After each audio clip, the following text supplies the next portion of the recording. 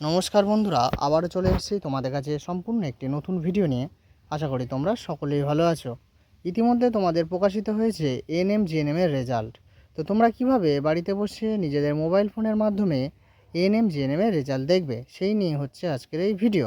তো চলো বন্ধুরা, দেরি না করে শুরু করা যাক। তো তোমরা কোনো একটা ব্রাউজার ওপেন করে নেবে, নিয়ে সেখানে সার্চ করবে wbjeev.in বলে তোমরা সার্চ করবে।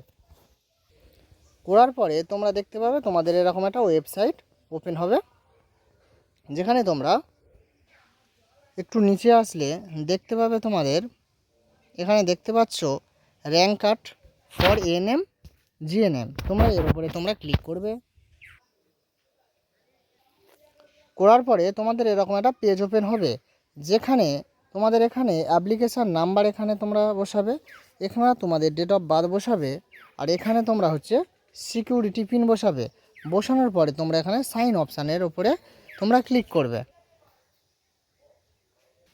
তারপরে তোমাদের এরকম একটা পেজ ওপেন হবে, যেখানে তোমরা স্ক্রল করে দেখতে পারবে তোমাদের হচ্ছে এখানে র্যাঙ্ক কার্ড তোমাদের ডাউনলোড হয়ে যাবে বা ডাউনলোড তোমাদের হবে। তো তোমরা এখান থেকে দেখতে পাচ্ছ তোমাদের স্কোর কত আছে, এখান থেকে তোমাদের স্কোরটা দেখতে পাবে। তারপরে তোমরা এখানে দেখতে পাবে তোমাদের হচ্ছে জিএমআর বা অথবা মেরিট র্যাঙ্ক, তোমাদের এএনএমের কত র্যাঙ্ক হয়েছে দেখতে পারবে এবং জিএনএমের কত র্যাঙ্ক হয়েছে দেখতে পারবে। তোমরা যদি এসসি এসটি ক্যাটাগরি হও বা ওবিসি ক্যাটাগরি হও, তোমাদের এখানে তোমাদের এসসি র্যাঙ্ক বা এসটি র্যাঙ্ক তোমাদের হচ্ছে দেওয়া থাকবে।